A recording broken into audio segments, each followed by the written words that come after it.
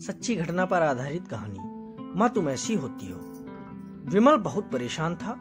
उसे समझ में नहीं आ रहा था कि वो इस परिस्थिति से कैसे निपटे। वो अपनी माँ को बहुत चाहता था, किंतु उसकी पत्नी और बच्चे उसकी माँ से बहुत दूर भागते थे, क्योंकि उसकी माँ की एक आंख नहीं थी, साथ ही उसकी कमर भी 90 अंश पर झुकी थी। वैसे वह अपना काम सब खुद कर लेती है, किंतु फिर भी वो उसकी पत्नी और बच्चों के लिए हमेशा खटकती है। दादी, आप ऊपर के कमरे में जाओ, मेरे दोस्त आ रहे हैं, विमल के बेटे अखिल ने बड़े बेरुखी से कहा। पर बेटा, मैं तो यहाँ बहुत दूर बैठी हूँ, विमल की माँ ने बहुत प्यार से कहा। नहीं, आप उनके सामने मत रहो, वो मुझे चिढ़ाते हैं, अखिल ने जोर से डांटते हुए कहा। क्या हुआ अखिल, क्यों चिल्ला रहे हो? विमल की पत्नी कामनी ने किचन से ही आवाज लगाई। देखो ना माँ, ये दादी यहीं ड्राइंग रूम में बैठी हैं और मेरे दोस्त आ रहे हैं, अखिल ने शिकायत भरे लहजे में कहा। माँ जी, आप ऊपर चली जाओ, क्यों हम लोगों को लजवाती हो? कामनी ने बेटे का पक्ष लेते हुए कहा।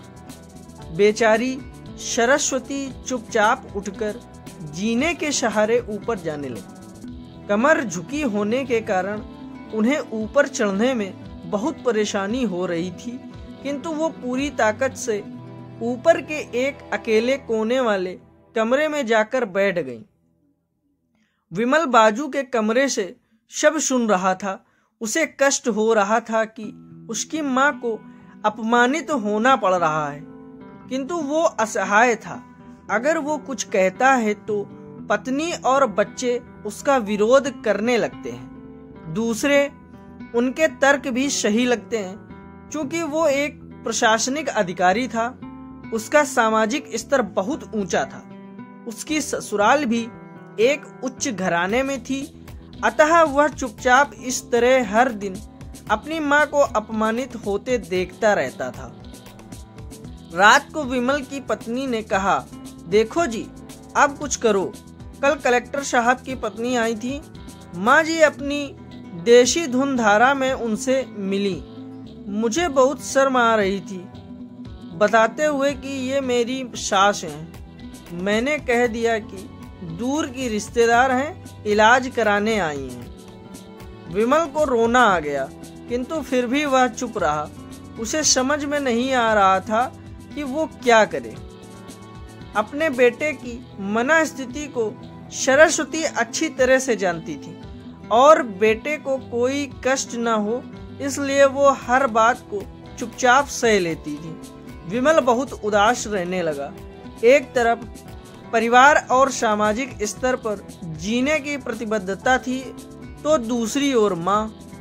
आखिर माँ से अपने बेटे की यह हालत नहीं देखी गई। एक दिन उसने अपने बेटे से कहा, विमल, बहुत दिन हो गए हैं, मैं अपने गांव जाना चाहती हूँ, मुझे वहां पहुंचा दो, मेरा यहाँ मन नहीं लग रहा है।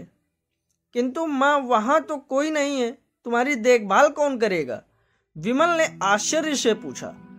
अरे सब गांव वाले तो हैं, और वो तुम्हारे मामा जी तो उसी गांव में रहते हैं, और फिर हम सारी व्यवस्थाएं कराएंगे ना। कामनी को तो जैसे मन की मुराद मिल गई हो। हाँ बेटा, बहू सही कह रही है, सरस्वती ने लंबी सांस लेते हुए कहा। विमल जानता था कि गांव में माँ की देखभाल करने वाला कोई नहीं है, लेकिन अपनी पत्नी की जिद के कारण वह अपनी माँ को गांव छोड़ने पर विवश हो गया।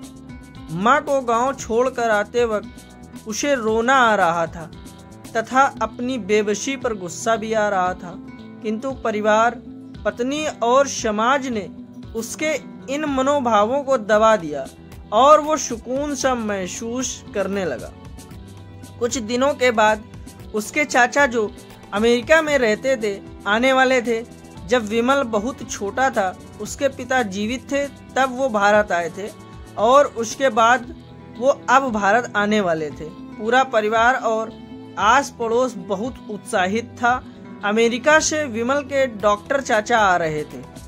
डॉक्टर रमेश ने जैसे ही घर में कदम रखा, सबने मिलकर बहुत उत्साह से उनका स्वागत किया।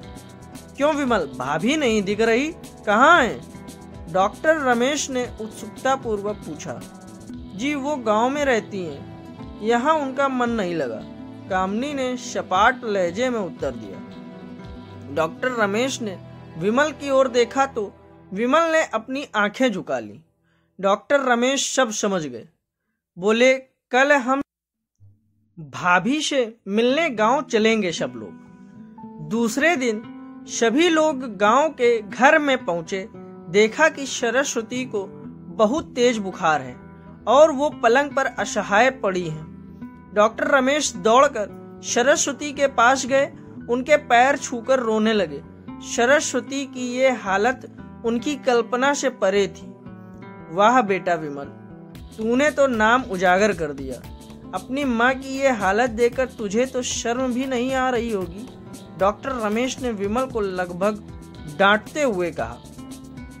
नहीं देवर जी, विमल का कोई दोष नहीं है। मैं खुद गांव आई थी, सरस्वती ने अपने बेटे का बचाव किया। मुझे सब पता चल गया भाभी, आप चुप रहो। क्यों बहू, तुम्हें अपनी सास की कुरूपता पसंद नहीं है? समाज में तुम्हें नीचा देखना पड़ता है ना?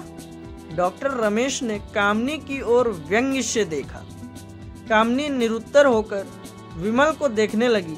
आज तुम जिस सामाजिक स्तर पर हो वो इन्हीं के संघर्षों की देन है। और बेटा विमल, तुम्हें शायद मालूम ना हो कि बचपन में जब तुम 1 साल के थे तब छत से नीचे गिरने के कारण तुम्हारी एक आंख फूट गई थी और तुम्हारी रीढ़ की हड्डी में भी समस्या थी। तब तुम्हारी इस कुरूप माँ ने अपनी एक आंख और अपना बोन मेरो तुम्हें देकर इतना सुंदर स्वरूप दिया था। कामनी बेटा, इतने सालों तक संघर्ष करके बेटे को प्रशासनिक अधिकारी बनाने वाली इस संघर्षशील औरत की तुम लोगों ने यह दशा कर दी। तुम्हें ईश्वर कभी माफ नहीं करेगा। डॉक्टर रमेश की आंखों से अश्रु जलधारा बह रही थी। अब भाभी, आप मेरे साथ अमेरिका जाएंगी, यहाँ इन स्वार्थी लोगों के बीच नहीं रहेंगी। डॉक्टर रमेश ने सरस्वती से कहा। विमल को तो काटो तो खून नहीं था। डॉक्टर रमेश जो उसके चाचा थे, उन्होंने जो राज बताया उसके बाद तो विमल को यही लग रहा था कि उससे ज्यादा पापी इंसान इस दुनिया में कोई और है ही नहीं। वह दौड़ता गया और माँ सरस्वती के कदमों से लिपट गया। माँ, मेरा अपराध अक्षम्य है। मैं जानबूझकर चुप्पी साधे रहा, आपका अपमान करवाता रहा। अब सिर्फ आप ही उस घर में मेरे साथ रहेंगी और कोई नहीं।